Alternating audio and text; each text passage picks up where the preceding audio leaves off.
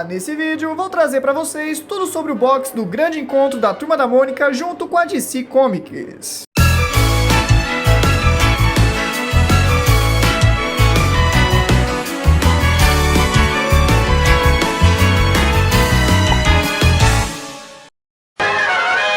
Em agosto de 2018, a MSP anunciou o crossover da Turma da Mônica junto com os personagens da DC Comics, que seria lançado na Comic Con desse mesmo ano.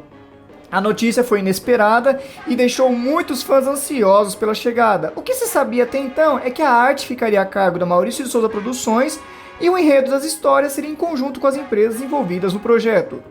Sendo assim, aos poucos a MSP foi divulgando as capas dos gibis nas suas redes sociais, e em dezembro de 2018 foi anunciado o grande encontro Turma da Mônica e Liga da Justiça, reunindo histórias da turma junto com os heróis da DC. Assim, todos os gibis do mês de dezembro passaram a ter histórias da turma com a DC, não histórias de Natal como estamos acostumados todos os anos.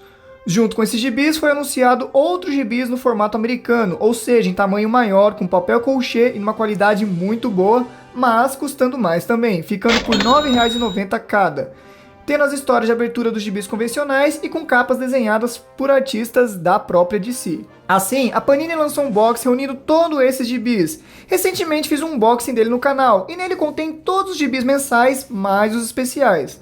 O box está à venda no site da Panini por R$ 120,40 e contém 19 títulos, sendo a revista da Turma da Mônica tradicional, 9 títulos, que é Mônica, Cebolinha, Magali, Cascão, o Cascão com capa variante em homenagem ao filme do Aquaman, Chico Bento, Turma da Mônica, Mônica e seus amigos e Mônica and Friends. Depois tem Turma da Mônica Jovem com 2 títulos, a edição 25, Odisseia Infinita, e a edição 26, Os Mais Jovens Heróis da Terra. Depois tem a Turma da Mônica edições especiais no formato HQ americano, sendo 6 títulos, Mônica, Cebolinha, Magali, Cascão, Chico Bento e Turma da Mônica. E a Turma da Mônica Jovem, edições especiais também no formato HQ americano, sendo os mesmos 2 títulos, Turma da Mônica Jovem 25, a Odisseia Infinita, e a 26 com os mais jovens heróis da Terra. Se considerarmos os preços dos gibis separado, comprando o box completo você economiza R$ 55,80, sem considerar o frete, é claro. Todos os gibis convencionais tiveram a história de abertura com os crossovers e o restante foram histórias normais. Então nesse vídeo irei focar apenas nas histórias de abertura para vermos como foram as histórias com os heróis da DC. Diferente do anunciado pela MSP, as histórias foram feitas apenas por roteiristas da própria MSP. Já as capas foram feitas pelos artistas brasileiros que trabalham ou trabalharam na DC Comics. No gibi da Mônica tivemos a história O Plano Infalível e a Lanterna Verde. A capa foi desenhada por Adriana Mello, que trabalhou com Gail Simone na DC Comics na história Rose and Thorn. Uma capa belíssima e com os traços fortes da desenhista, digna de um gibi desse nível. Já o roteiro da história foi feito por Paulo Bach. Na história, o Lanterna Verde quer saber onde foi parar a bateria de energia dele e acaba descobrindo que ela foi parar no bairro do Limoeiro. Depois de recuperar sua lanterna, ele ouve o Cebolinha reclamando da Mônica, que insiste em ser dona da rua e que logo vai querer ser dona do planeta também. Então ele acha que deve combater esse mal que quer ser dono do planeta, e o Cebolinha, claro, se aproveita disso. Uma história bem sacada e no estilo Turma da Mônica de ser, tendo até a aparição do Capitão Feio. Reparem que nessa história o Chaveco aparece tentando voar em alguns quadrinhos. O gibi teve apenas uma página com extras mostrando o processo de capas da história, provavelmente mais para preencher o gibi mesmo. E na quarta capa temos um resumo da história e um sumário com todos os títulos lançados. Já no gibi do Cebolinha foi a história Eu Trabalho Sozinho. A capa foi desenhada por Ed Barrows, ou Eduardo Barros aqui no Brasil. Sim, ele é um brasileiro que ficou conhecido pelo seu trabalho na DC Comics em títulos como Birds of Prey, Action Comics, Jovens Titãs e Superman. O roteiro foi feito por Carlos Stefan. Na história, a turma está numa festa de gala com a presença de Bruce Wayne, até que ele liga para o seu mordomo Alfred perguntando sobre a Arlequina, já que ela quer algo do bairro do Limoeiro. Assim, ela aparece de surpresa na festa e leva a Marina, filha do Maurício de Souza. Então a Mônica, a Cebolinha e o Cascão resolvem ajudar o Batman a ir atrás dela. Inclusive, todos se vestem de Robin, mas ele trabalha sozinho.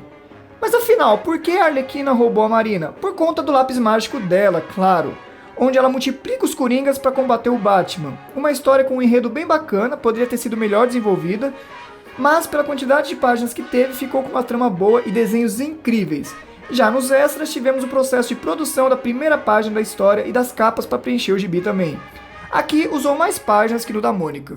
No gibi do Cascão, a capa foi feita por Eduardo Pansica, formado em cinema de animação pela UFMG e trabalha na DC desde 2009, sendo responsável por trabalhos como Superman, War of the Superman, Wonder Woman, Odyssey, Teen Titans, dentre outros. A história foi feita por Edson Itaborahi, e nela o Cascão está fugindo do Cumulus, que quer derrotá-lo de qualquer jeito. Então ele vai parar dentro do bueiro e por lá encontra o Aquaman, que parou lá quando uma onda de correnteza o pegou de surpresa.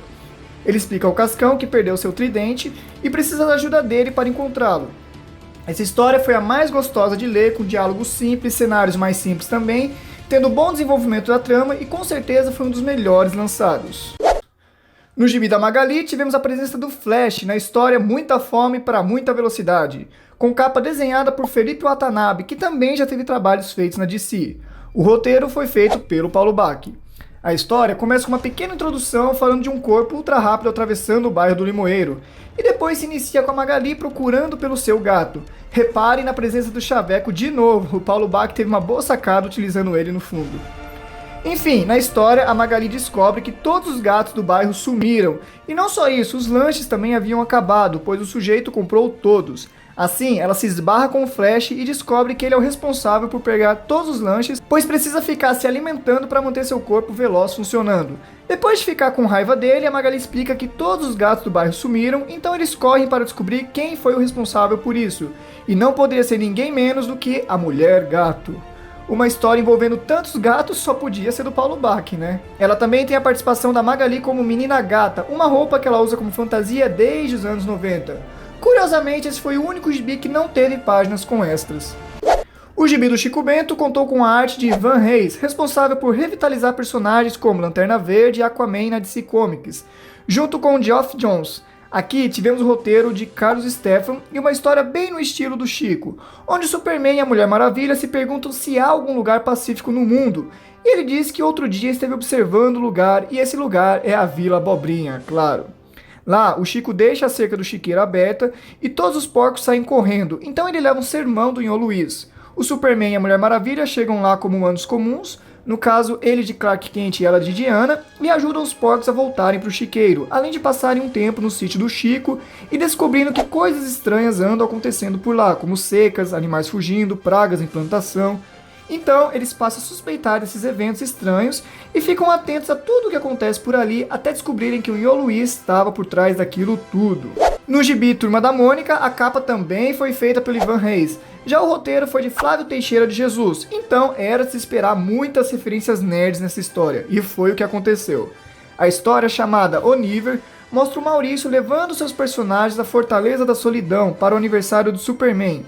Lá ele mostra todos os artefatos raros para a turminha. Mas chegando lá, eles descobrem que esse Superman que os acompanhou era um robô, e o original foi capturado pelo Mongul, um clássico vilão do Superman. A Mônica salva o Superman original, o Mongul liberta vários vilões, e a turma é levada à Zona Fantasma pelo MXY. Vou chamar assim porque eu não sei pronunciar o nome dele. Então, eles vão a várias histórias clássicas da DC para fazer com que as lembranças do Superman não sejam apagadas da memória dos outros heróis. Uma história belíssima, recheada de referências e com desenhos e arte final incríveis, vale muito a pena ler. Já a edição 25 da Turma da Mônica Jovem teve a capa desenhada por Robson Rocha, que também trabalha na DC e é responsável pela arte da revista do Lanterna Verde. O roteiro foi feito por Flávio Teixeira. Nessa edição, a Legião do Mal conta com a ajuda do MXY para se livrar da Liga da Justiça para sempre, usando um elemento da quinta dimensão que pode alternar diferentes realidades. Então os heróis acabam indo parar no Limoeiro. A edição 26 teve a capa feita pelo Danilo Beirute, o artista das gráficas MSP do Astronauta. Curiosamente, ele trabalha na Marvel, fazendo Motoqueiro Fantasma, Guardiões da Galáxia, Carnificina, dentre outros. O roteirista dessa edição foi Marcelo Cassaro.